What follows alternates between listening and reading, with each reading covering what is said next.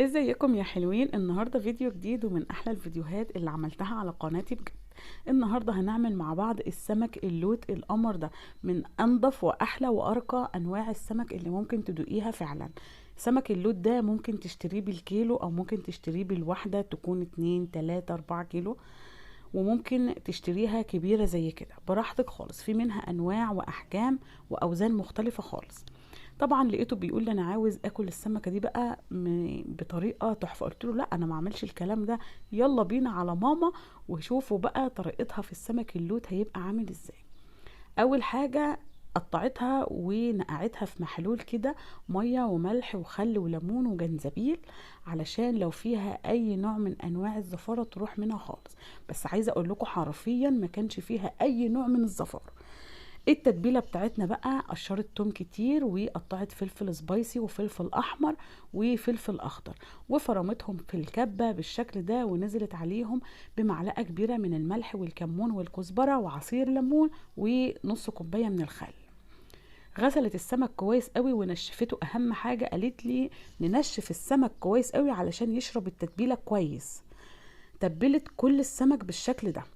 اول حاجه عملتها معانا هو السنجاري: بشرت جزر وقطعت بصل وفلفل وطماطم مكعبات بالشكل ده، ونزلت عليه بمعلقتين من التتبيله اللي عملناها، وفردت نص الخضار في الصينيه اللي هتعمل فيها السنجاري، ونزلت بالسمك اللي عايزه تعمله سنجاري في الصينيه وهو متبل طبعا. بعد كده نزلت بباقي الكميه بتاع الخضار عليه، وشغلت الفرن على درجة حرارة 200. وأهم حاجة الفرن يكون سخن جدا جدا جدا علشان السمك ياخد صدمة ما ينزلش ميته. بيقعد في الفرن نص ساعة ومش بنشغله الشواية ولا حاجة. تمام كده. يلا بقى السمك اللي تبلناه هنقليه ونشوف هنعمله ازاي. طبعا السمكة لو كبيرة انت بتقسميها بالنص كده عادي. حضرت كوباية من الدقيق ونزلت عليهم بمعلقتين من البقسماط او الفيجيتار اللي موجود في اي بيت عادي. بعد كده بتغلف السمك كله بالدقيق بالشكل ده. انا عملت لكم اول واحدة اهو. وطبعا السمك المقلي لما تيجي تقليه بتجيبي اقدم صينية عندك وتخصصيها للسمك المقلي. بعد كده لما الزيت سخن معانا قوي نزلت بكمية السمك، ولو السمكة كبيرة بالشكل ده بتقسميها 2 بالطول كده.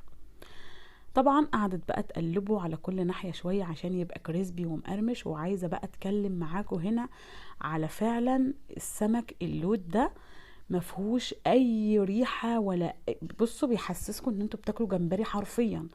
اللي كله وجربه قبل كده هيقول لي فعلا من ارقى وانضف انواع الاسماك. عاوزه اقول لكم انضف من السمك البلطي بكتير.